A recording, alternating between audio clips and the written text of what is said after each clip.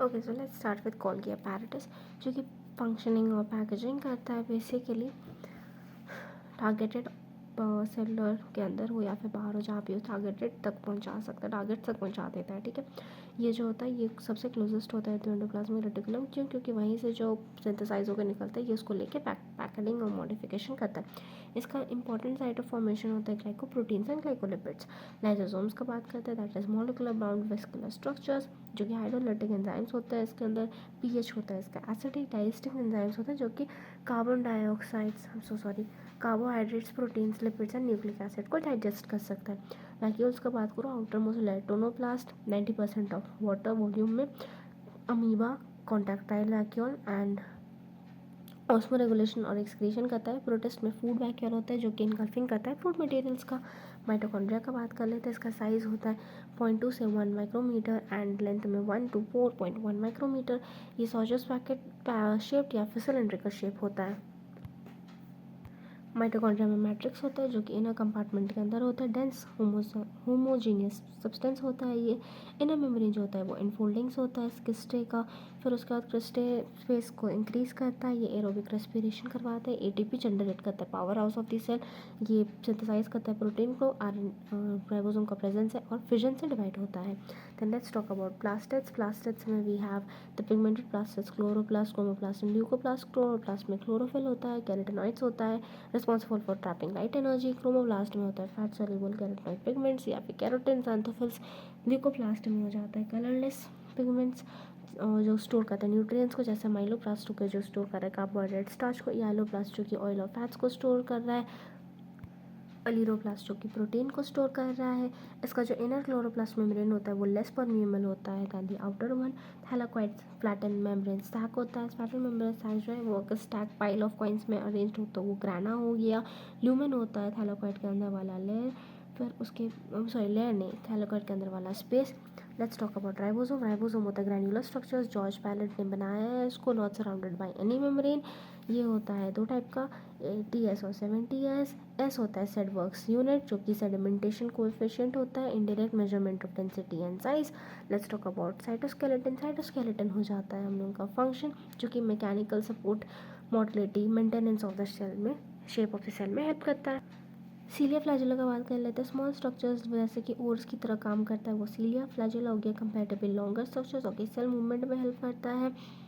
एक्सोमेन होता है जो कि कोर होता है अंदर वाला। 9 ड्यूप्लेट्स होते हैं जो कि बाहर में होते हैं पेरिफेरी रीजन में।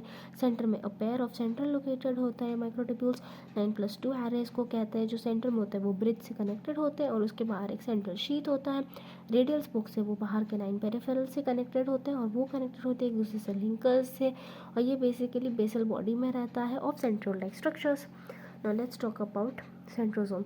Centrosome basically centrioles of two cylindrical structure जिसको सेंट्रियोल कहते हैं उससे बना रहता है। इसमें पेरीसेंट्रियोलर मटेरियल्स होते हैं।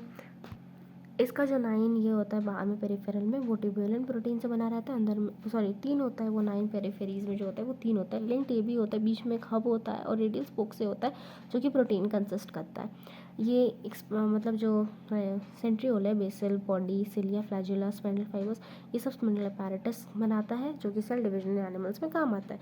Now let's go through nucleus. Nucleus was first discovered by Robert Brown. ये actually later the material of the nucleus जैसे स्टेन करके पता चला कि उसमें क्रोमैटिन होता है, उसमें फ्लेमिंग ने डिस्कवर किया था। इंटरफेज ऑफ द न्यूक्लियस, वो फेज जहाँ पे न्यूक्लियस डिवाइड तो नहीं कर रहा है बट एक्चुअली वो अपने आप को डेवलप कर रहा है, ठीक है, एक्सटेंड कर रहा है, इलाबरेट कर रहा है न्यूक्लियो प्रोटीन स्ट्रक्चर्स जिसको हम लोग क्रोमैटिन कहते हैं, ठीक है। Nuclear matrix and one more spherical body called nuclei. Nuclei अंदर वाला स्पेरिकल बॉडी होता है, बाहर का न्यूक्लियस, ये मॉडिफाई होता रहता है इंटरफेस में, ठीक है। इलेक्ट्रॉन से रिवील हुआ है, इसमें न्यूक्लियर एनवलप होता है जो कि पैरेलल होता है, 2 मेम्ब्रेन का होता है, स्पेस होता है इनमें, इन दोनों में दो जो होता है ना ये न्यूक्लियर मेम्ब्रेन, 2 मेम्ब्रेन का, इसके बीच में स्पेस होता है 10 to 50 नैनोमीटर का जिसको हम लोग पेरी न्यूक्लियर स्पेस कहते हैं। पेरी न्यूक्लियर स्पेस साइटोप्लाज्म और न्यूक्लियस को डिवाइड करता है। आउटर जो होता है वो कि एंडोमेम्ब्रेन सिस्टम से कंटिन्यूस होता है, उसमें राइबोसोम्स भी हो सकता है, ठीक है। उसके बीच में पोर्स भी होते हैं, जो न्यूक्लियर एनवलप उसके बीच में पोर्स भी होते हैं and which are formed by the fusion of 2 membranes. ये जो न्यूक्लियर पोर्स होते हैं इसमें से आरएनए और प्रोटीन का मूवमेंट होता है, क्योंकि आरएनए और प्रोटीन न्यूक्लियस के अंदर होता है, ठीक है। तो ये साइटोप्लाज्म और न्यूक्लियस के इधर उधर मूव करते हैं through the pores only. Nucleoplasm क्या होता है? न्यूक्लियोप्लाज्म हो गया न्यूक्लियोलस एंड क्रोमैटिन जो मिक्सचर है, जो मतलब जो जैसा साइटोप्लाज्म है वैसे न्यूक्लियोप्लाज्म है, ठीक है, जो न्यूक्लियस के अंदर है। न्यूक्लियोलाई हो गया स्पेरिकल स्ट्रक्चर जो कि न्यूक्लियस के अंदर प्रेजेंट होता है, जो कि न्यूक्लियोप्लाज्म में होता है। जब the content of nucleolus is continues with the rest of the nucleoplasm and is not a membrane bound structure. Membrane bound structure नहीं है, बस एक ही जगह में इन द न्यूक्लियोप्लाज्म में एक डेंस स्ट्रक्चर है, ठीक है। It is a site for active RNA synthesise. तो what is the site for active RNA synthesise? The nucleolus. Larger या फिर मोर मेम्ब्रेनस न्यूक्लियलाई अगर होगा तो ज़्यादा प्रोटीन सिंथेसाइज होने वाला है। अब interphase nucleus has a loose and indistinct network of nucleoprotein fibres, जिसको हम लोग क्रोमैटिन कहते हैं। इनडिस्टिंक्ट नेटवर्क होता है इंटरफेस में। क्रोमोसोम्स सेल डिवीजन सेल्स में होता है part of nucleus. Chromatin contains DNA, chromatin में डीएनए होता है। बेसिक प्रोटीन्स होते हैं हिस्टोन्स, हिस्टोन्स या फिर नॉन हिस्टोन्स जिसको हम लोग आरएनए भी कहते हैं। ह्यूमन में होता है 2 metre long DNA thread like structure होता है। 23 पेयर ऑफ क्रोमोसोम्स होता है। एवरी क्रोमोसोम जो कि होता है वो विजिबल होता है डिवाइडिंग सेल्स में। सेंट्रोमियर होता है on the sides of each disc shaped structure, जिसको हम लोग काइनेटोकोर्स बोलते हैं। अब देखो स्ट्रक्चर, ये जो है ना ये राउंड वाला ये काइनेटोकोर है, ठीक है। एंड इसके ऊपर में ना सेंट्रोमियर होगा, लाइक कवर्ड होगा, ठीक है। तो ऐसे समझने का होता है। सेंट्रोमियर एक्चुअली वो पॉइंट है, तो 2 क्रोमैटिड को वो होल्ड करके रखा है क्रोमोसोम का। क्रोमैटिड क्या हो गया भाई? ये यहाँ छोड़ो, यहाँ देखो, ये सेंट्रोमियर यहाँ पे है हमारा काइनेटोकोर्स, और ये हो गया हमारे क्रोमैटिड्स, ठीक है। अब देखो based on position of centromere chromosomes are classified into 4 types. Metacentric जैसे ये है, ये बीच में है तो मेटासेंट्रिक जो क्रोमोसोम सेंट्रोमियर जिसमें बीच में इक्वल आर्म्स है। सब मेटासेंट्रिक जहाँ पे क्रोमोसोम स्लाइटली अवे होता है मिडिल से, तो एक आर्म छोटा एक आर्म लंबा होता है। एक्रो तो एक आर्म बहुत छोटा एक आर्म बहुत लंबा टुवर्ड्स द टर्मिनल चल जाता है। तो टेलोस मेटासेंट्रिक। इसी के बारे में बेसिकली मैच द फॉलोइंग करके पूछता है। अब देखो एक सेकेंडरी कंस्ट्रक्शन भी होता है। देखो कैसे होता है, लाइक ऐसे ऐसे ऐसे ऐसे यहाँ पे ये है, ठीक है। एक यहाँ पे एक सेकेंडरी कंस्ट्रक्शन है, फिर उसके बाद भी थोड़ा सा पार्ट। ये जो सेकेंडरी कंस्ट्रक्शन है ना, ये बेसिकली उसके ऊपर वाला जो पार्ट है ये वाला, इसको हम लोग जो अपीयरेंस है स्मॉल लाइक फ्रैगमेंट को हम लोग सैटेलाइट कहते हैं, ठीक है। अब इसका जो टर्मिनल होता है ना, ये एक्चुअली धीरे धीरे मिटते जाता है। तो जिसका मिटते जाता है तो उसी हिसाब से हमारा ओल्ड एज आते जाता है। ओल्ड मतलब हम लोग को फीचर दिख रहा है ओल्ड एज का। बट अगेन ग्रेप्स खाओ यानी सिट्रस फ्रूट खाओ ज़्यादा, फ्रूट्स ज़्यादा खाओ, तो ये वाला रीजन नहीं मिटता, ये बहुत ये रहता है बहुत लॉन्ग टाइम तक के लिए।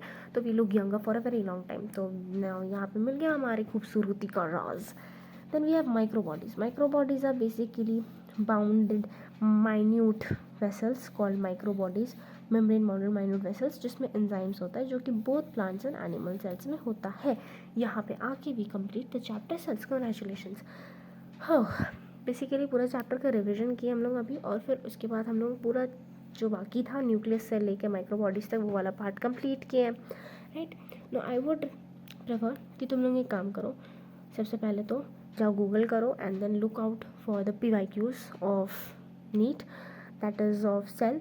तो सेट ऑफ PYQs तो तुम लोग को मिल ही जाएगा कहीं नहीं तो कहीं से, कोई नहीं तो कोई ऐप से, या फिर नहीं तो कोई वेबसाइट से मिल ही जाएगा। And try to solve them. Try that they are not subjective, instead they are objective types. Easy होगा तुम्हारे लिए, मतलब ऑप्शंस विल भी थे ना तो इजी। तो वो वाला ट्राई करो करने का। At least take 30 minutes. Take 30 minutes and solve your PYQs and see how many questions can you solve in the 30 minutes. फिर +4 -1 करके अपने आप को मार्क्स भी दो and find out how much you are getting, right? So now let's end the chapter here only. The chapter is already ended, so let's end the video here only. Next हम लोग जो video होगा bio का, उसमें हम लोग chordates का part complete करने वाले हैं, फॉर श्योर वो बाकी है। कॉर्डेट्स का पार्ट कंप्लीट करने वाला है and then will head on to the next chapter, जो कि पता नहीं क्या होने वाला है, mostly I don't know, will see, ठीक है। Now thank you, thanks a lot for watching and now bye.